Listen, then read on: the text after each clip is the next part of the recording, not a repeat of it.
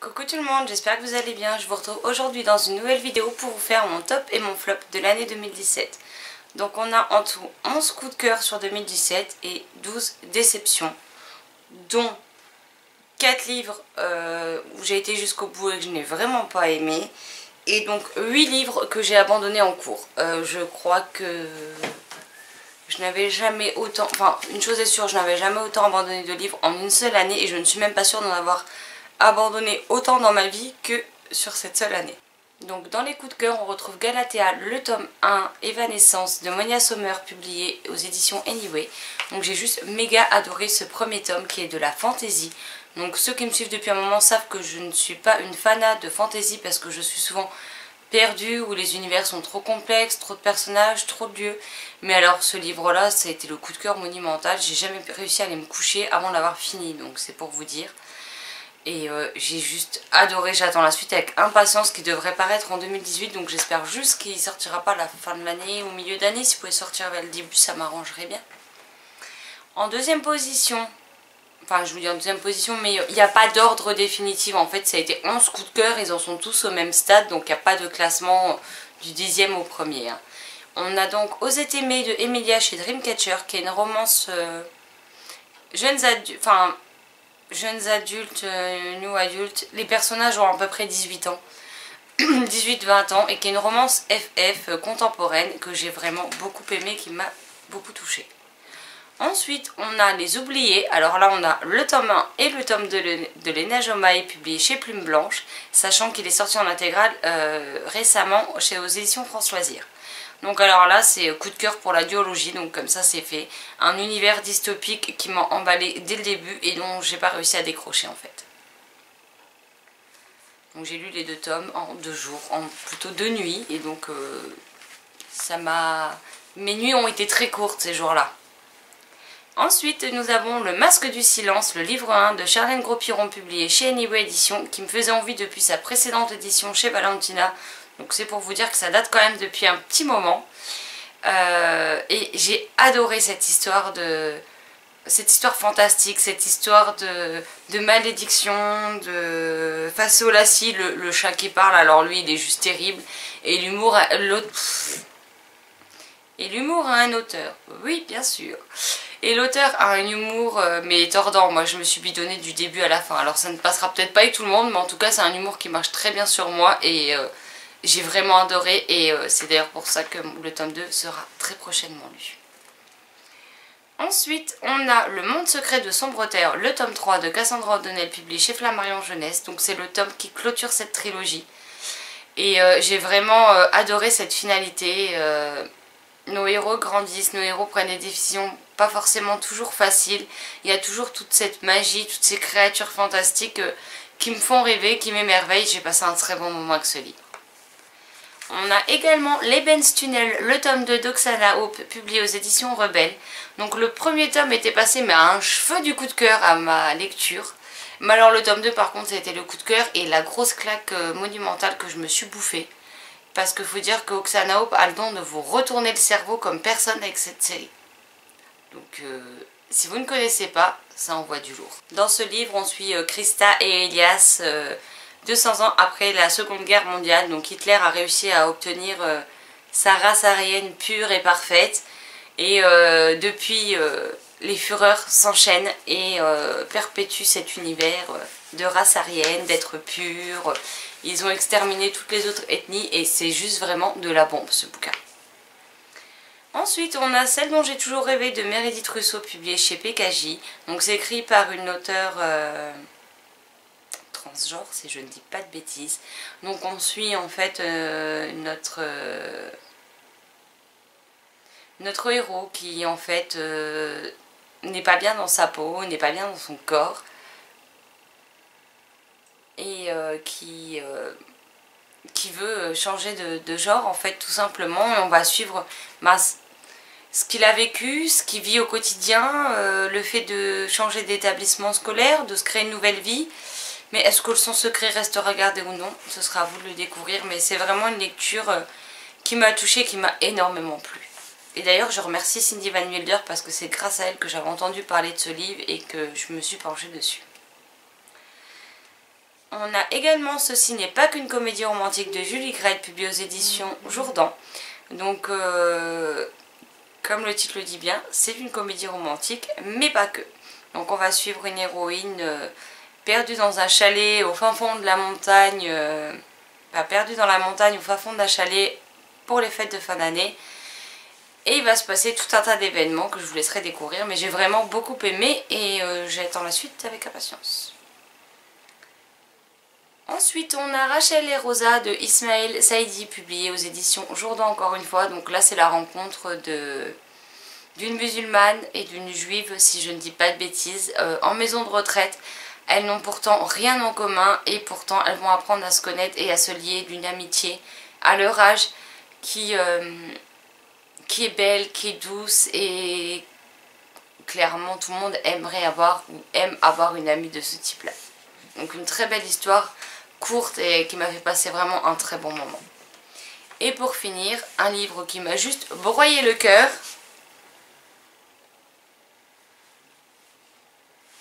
Et je choque parce qu'il est juste derrière moi. Il s'agit de 1000 baisers pour un garçon de Tilly Cole, publié aux éditions Hachette. Alors, par contre, j'aime pas du tout la couverture parce que même si elle reflète l'histoire, je trouve la couverture trop girly, trop rose. Le rose, c'est pas vraiment une couleur que j'apprécie, donc voilà. Mais comme quoi, on peut avoir des livres dont on n'aime pas la couverture, mais découvrir une histoire. Cette histoire, c'est pas compliqué. J'étais en larmes au bout de 27 pages, je crois que j'avais dit à Justine. Je l'ai d'ailleurs battue parce que j'ai pleuré bien avant elle. Hein. Clairement, elle a tenu plus longtemps que moi pour cette lecture. Et j'ai pleuré encore pendant 1 heure après l'avoir refermée. Je l'ai bouffée d'une traite et encore aujourd'hui, j'y pense de temps en temps, je m'en suis toujours pas remise. Donc voilà. Donc là, on est dans la catégorie agréable, les tops de l'année, mais vraiment mes plus belles lectures de l'année. Ce qui ne veut pas dire qu'on n'a pas eu d'autres, mais j'ai eu des coups de cœur pour ces 11 romans. Maintenant, on va passer aux 4 livres qui m'ont complètement déçue et à mes 8 abandons. Donc, dans les livres que j'ai lus jusqu'au bout et que j'aurais bien fait de m'abstenir, nous retrouvons Peter Sweet de Colas Drouin, je crois que c'est, publié chez IS Éditions. Donc ce livre m'a mis dans une colère noire. Alors je me mets rarement en colère pour un livre. Des fois il y a des choses qui m'énervent, j'ai envie de frapper le héros. Mais là ça allait au-delà de ça. C'est clairement, ça m'a... En fait ça m'a mis clairement en colère de par l'histoire. Je peux pas trop vous en dire parce qu'il fait 100 pages, donc voilà. Mais j'ai trouvé que le sujet était mal amené, mal traité et les justificatifs... de l'auteur dans l'épilogue, enfin c'est pas vraiment dans l'épilogue, c'est à la fin du livre en fait il tente de se justifier et pour moi ces justifications sont pas bonnes. En fait ça ne justifie, pardon, absolument pas le message limite haineux qui donne sur le personnel hospitalier. Donc c'est quelque chose qui m'a énormément mise en colère. Il n'y a pas eu que ça, d'ailleurs j'avais fait un post à chaud sur Facebook où je disais clairement ce qu'il en était. Et aucun livre ne m'a jamais mis dans une telle colère, donc c'est pour vous dire. Ensuite on a La Belle et la Bête, histoire éternelle de Jennifer Donnelly, publiée chez Hachette. Donc là voilà, c'était une réécriture de l'histoire de La Belle et la Bête, enfin d'une certaine partie de l'histoire. Et en fait, je m'attendais vraiment à aimer, hein, sans aucun problème. Et ça a été la douche froide, parce que je n'ai pas du tout aimé ce que l'auteur a fait du personnage de Belle. Belle devient une héroïne égoïste, mais complètement stupide. Mais je veux dire, elle voit pas plus loin que le bout de son nez. C'est limite, ça clignote devant elle et elle voit rien.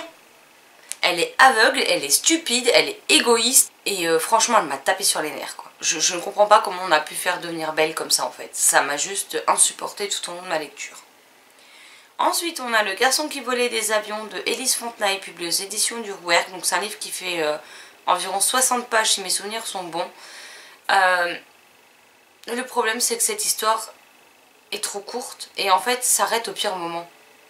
En fait l'auteur nous raconte l'histoire de ce petit garçon, du fait qu'il vole des avions, qu'il va se retrouver en cavale, et c'est tout. En fait, on ne sait rien sur ce qu'il advient de lui par la suite. On ne sait pas qu'est-ce que lui réservent les autorités compétentes. on ne sait pas tout ce qu'il y a après et moi ça me pose problème. J'aurais aimé avoir ces aspects là. Surtout qu'apparemment c'est basé, l'auteur a relaté une histoire qui a vraiment existé, enfin d'un personnage qui existe vraiment. Et justement, vu qu'on se base sur des faits réels, on a envie de savoir ce qui se passe ensuite sans être obligé d'aller faire nos propres recherches sur internet, donc j'ai été déçue. Et le dernier, il s'agit de À la place du cœur, saison 1 de Arnaud Catherine, publié à la collection R. Ce livre, je m'attendais à être bouleversée comme jamais, vu qu'on revient sur les attentats qu'il y a eu chez Charlie Hebdo et ce qui a suivi les attentats de Charlie Hebdo. Donc une période trop récente à mon goût et une période noire pour la France, puisqu'il y a eu d'autres choses par la suite. Il y a eu sur la promenade des Anglais, il y a eu lors du feu d'artifice, il y a eu les attentats au Bataclan. Donc voilà, c'est vraiment une période très sombre de l'histoire française, en tout cas sur ces dernières décennies. Et je m'attendais vraiment à être bouleversée. Mais l'auteur traite son sujet d'une telle façon que j'ai ressenti zéro émotion, si ce n'est l'énervement extrême pour comme le héros principal qui ne pense qu'à parler de sa bite. Vous m'excuserez le terme, mais il n'y en a pas d'autre quoi. En fait, il ne pense qu'à ça. Il est obnubilé par ça et par rien d'autre. J'ai pas compris vraiment qu'est-ce que l'auteur a voulu nous faire passer comme message avec ce livre. En fait, clairement, pour moi, le message est passé clairement, mais loin de moi, quoi. Je ne sais pas du tout où il voulait en venir. On m'a envoyé le tome 2, que je n'avais pas demandé, qui est dans ma pile à lire. Du coup, je vais tenter de lui laisser sa chance, mais parce qu'on m'a dit qu'il était vraiment meilleur que le premier et que certaines personnes n'ont pas aimé le premier alors qu'elles ont aimé le deuxième. Donc je vais essayer de lui laisser sa chance, mais je ne promets clairement rien. Et maintenant, on passe à mes abandons. Donc on a Face à toi de Sophie Lezer, je sais pas comment on prononce, chez Livrebook, qui est une romance et en fait notre héroïne, elle a une trentaine d'années si je me souviens bien. Elle était en couple à 18 ans, je crois que c'était ça. Et puis on ne sait pas ce qui est arrivé, en tout cas elle n'est plus avec son premier amour. Et depuis elle n'a plus jamais rencontré d'homme, elle n'a plus jamais couché avec d'homme, etc. Et là il y a un mâle qui débarque et elle en peut plus. En fait j'ai lu la moitié ou un tiers, je sais plus, je me suis arrêtée là parce qu'en fait ça manquait beaucoup trop de crédibilité à mon goût malheureusement. Ensuite on a Circé de Régis Moreau, publié donc en auto-édition sur le site d'Amazon. Donc là on est dans un récit assez futuriste où en fait il y a des capteurs partout qui vous surveillent, qui permettent de faire en sorte que le taux de criminalité baisse, parce que dorénavant si quelqu'un commet un meurtre, et ben, il est obligatoirement retrouvé. Sauf que là il y a des meurtres qui sont commis et on n'arrive plus à... On n'arrive pas à mettre la main sur ce qui s'est passé, on n'a aucune image, on ne sait pas ce qui s'est passé, on ne comprend pas. Et du coup, on tente de savoir qui c'est qui a réussi à déjouer le système Circé, qui est donc le système de surveillance. Le problème c'est qu'on va suivre 4 personnages si je me souviens bien, vu que j'ai pas été au bout, je sais pas, il y en a peut-être plus. Mais au début on suit 4 personnages et le problème c'est que j'ai été larguée, je voyais pas spécialement... où l'auteur voulait en venir en mélangeant ces 4 personnages qui n'ont rien à voir ensemble au même endroit.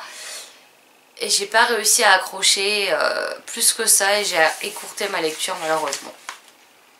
Ensuite on a, et là je vais me faire jeter des tomates, le Six of Crow, le tome 1 de Leigh Bardugo, publié aux éditions Milan. Donc c'est de la fantaisie jeunesse, mais au bout de 80-100 pages, j'étais perdue dans l'univers. Il y avait trop de personnages, trop de lieux, je ne comprenais rien, je ne m'attachais pas aux personnages et limite je m'en foutais de savoir ce qu'allait se passer par la suite, donc j'ai pris la décision de l'arrêter. Voilà. Ensuite on a Le Cauchemar de Cassandre, le tome 1 de J.B. Leblanc, publié chez Livrebook. Donc là c'est dans une série donc c'est une série de plusieurs tomes. Et là c'est pareil, on va suivre plusieurs personnages et malheureusement il y a un peu trop de parties... Alors je savais qu'il y en aurait, attention, je le savais. Après je ne pensais pas qu'on parlerait autant de Dieu, du diable, etc. Sinon je ne l'aurais pas demandé en service presse, pour la simple et bonne raison que, attention, je respecte les croyances de chacun. Chacun est libre de croire en ce qu'il veut. Je respecte tout à fait ça, il n'y a pas de problème. Seulement moi, je n'y crois pas. Je suis du style à croire uniquement ce que je vois. Vu qu'on ne voit pas le Dieu, on ne voit pas de diable, on ne voit pas les saints, et bien c'est des choses auxquelles je ne crois pas. Voilà, c'est comme ça, et c'est pas autrement ce qui me concerne. Maintenant, ça n'empêche que je respecte tout à fait les gens qui croient en une religion, ou qui ont des autres croyances autres que la religion. Il n'y a aucun souci là-dessus, mais moi c'est quelque chose qui ne me parle clairement pas. Et qui ne m'intéresse pas surtout. Et il y avait trop ces choses-là dedans, et ce qui fait que j'ai pas réussi à aller au-delà des 100 pages en fait. Donc c'est comme ça. L'histoire méritait peut-être de poursuivre, mais c'est un aspect avec lequel je n'arrive pas à concilier, je n'arrive pas à prendre du plaisir dans ma lecture. Ensuite, on a La Bibliothèque des Cœurs Cabossés de Katharina Bivad, publiée aux éditions de Noël, qui depuis est sortie en poche également. Alors c'est un récit de vie, c'est une jeune fille qui plus rien ne va pour elle. Elle habite à l'autre bout du monde de la personne avec qui elle correspond, une personne d'un certain âge qui l'avait invitée à venir dans sa petite ville, et elle finit par saisir l'occasion, elle fait ses bagages, elle saute dans un avion et elle s'y rend. Malheureusement à son arrivée, la dame n'est pas là et elle va apprendre que cette personne vient juste de décéder et qu'on s'apprête à la mettre en terre. Donc elle se retrouve dans une ville où elle ne connaît personne, où les gens ne sont pas spécialement très accueillants parce qu'ils sont là, ils veulent faire leur deuil et ils n'ont pas le temps de s'occuper d'elle, ou pas l'envie, en tout cas pas la motivation. Et donc elle va devoir faire face à ça. Elle va apprendre à découvrir un des personnages qui a un caractère difficile à cerner, faut être honnête, et qui m'énervait un petit peu. Et malheureusement j'ai trouvé le récit trop plat, trop lent, il se passe rien. J'en suis arrivée à 130 pages, il se passe quasiment rien dans le livre et je m'ennuyais tellement que j'ai fini par l'abandonner. Ensuite on a Les Papillons Géomètres de Christine Luce, publié aux éditions du Mouton Électrique. Donc Steph de la chaîne Piketty Booking n'avait pas accroché, je crois même qu'elle l'avait abandonné, elle l'a mis sur sa boutique Price. Il me tentait bien donc je le lui ai acheté.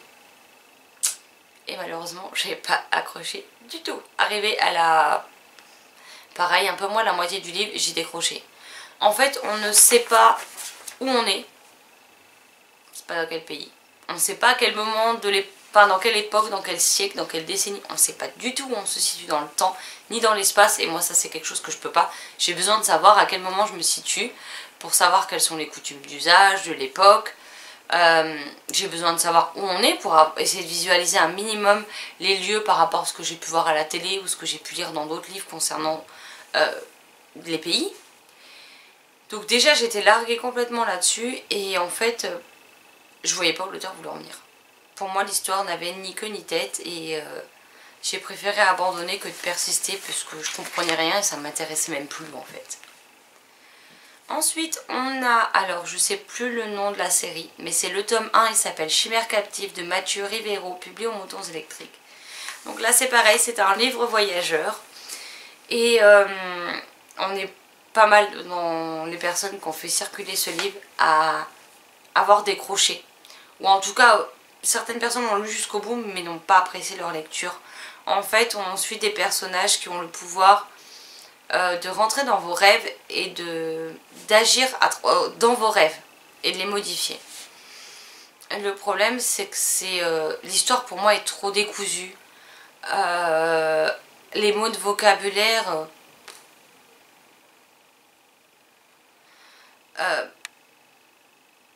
clairement je veux pas être méchante hein, mais je me suis fait chier, je comprenais rien, je voyais pas où l'auteur voulait en venir. Tout ça était décousu, ça n'avait encore une fois ni queue ni tête. Et donc j'ai préféré arrêter à 50 pages sur les 200 qu'il fait. Et le dernier, il s'agit de Tous nos contretemps de Hélène Masté, publié chez Brajlon. Donc là on est dans une histoire, on est dans le futur. Dans une histoire avec des voyages dans le temps. Donc quelque chose qui a tout pour me séduire de prime abord. Malheureusement il y a trop, peut-être un peu trop ce côté ouais, scientifique j'allais dire, ce côté un peu trop poussé en fait, qui n'a pas réussi à me convaincre et qui avait tendance à me perdre assez facilement. Donc pourtant j'adore les histoires de voyage dans le temps, mais c'est vrai que là j'ai pas réussi à me faire au vocabulaire employé qui est donc trop technique, trop scientifique pour moi. Attention, je pense qu'il peut plaire au plus grand nombre, mais par contre, je pense surtout qu'il plaira aux gens qui cherchent une écriture vraiment travaillée, avec des informations très précises, très concrètes. Et malheureusement, j'ai pas réussi à accrocher parce que je me sentais tout simplement perdue. Donc voilà, c'est des choses qui arrivent.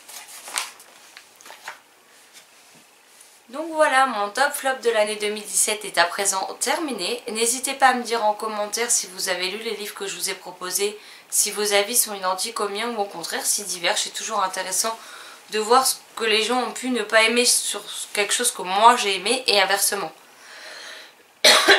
Savoir qu'est-ce que les gens ont pu aimer et qui moi m'a fait décrocher par exemple. N'hésitez pas non plus à me dire quel est votre top et votre flop à vous de votre année 2017. Pour voir voilà, ce que vous avez pensé de vos lectures, qu'est-ce qui vous a plu, qu'est-ce qui vous a déplu au cours de cette année. En attendant de vous retrouver en commentaire, je vous souhaite une excellente journée, de très belles lectures et je vous dis à très vite dans une prochaine vidéo. Bye bye.